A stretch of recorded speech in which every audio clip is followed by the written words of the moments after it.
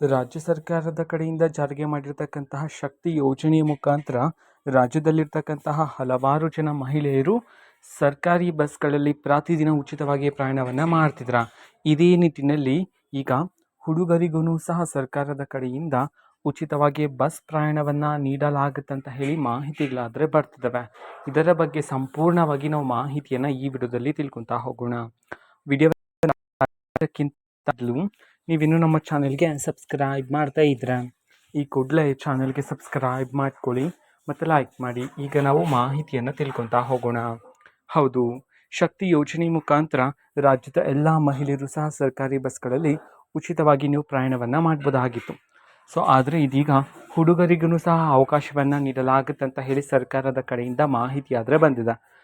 ಆದರೆ ಯಾರಿಗೆ ಅಂತಂದರೆ ಸರ್ಕಾರಿ ಶಾಲೆಗಳಲ್ಲಿ ಅಂತಂದರೆ KPS ಶಾಲೆಗಳಲ್ಲಿ ಓದ್ತಕ್ಕಂಥ ವಿದ್ಯಾರ್ಥಿಗಳಿಗೆ 1ನೇ ತರಗತಿಯಿಂದ PUCವರೆಗೂ ಓದ್ತಕ್ಕಂತಹ ಹುಡುಗರಿಗೆ ಇದೀಗ ಅದು ಸಹ KPS ಶಾಲೆಯಲ್ಲಿ ಓದ್ತಕ್ಕಂತಹ ಹುಡುಗರಿಗೇ ಇದೀಗ ನೀವು ಸಹ ಸರ್ಕಾರಿ ಬಸ್ಗಳಲ್ಲಿ ಉಚಿತವಾಗಿ ಪ್ರಯಾಣವನ್ನು ಮಾಡ್ಬೋದಾಗಿರುತ್ತಂತ ಹೇಳಿದೀಗ ಮಾಹಿತಿಯನ್ನು ತಿಳಿಸಿರ್ತಕ್ಕಂಥದ್ದು.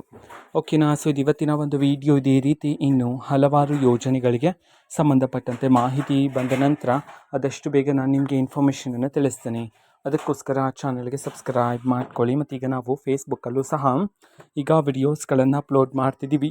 ಫೇಸ್ಬುಕ್ ಚಾನಲ್ ಲಿಂಕನ್ನು ಡಿಸ್ಕ್ರಿಪ್ಷನ್ ಬಾಕ್ಸಲ್ಲಿ ಕೊಟ್ಟಿರ್ತೀನಿ, ಕ್ಲಿಕ್ ಮಾಡಿಬಿಟ್ಟು ಫಾಲೋ ಮಾಡಿ. ಓಕೆನಾ? Thank you, bye.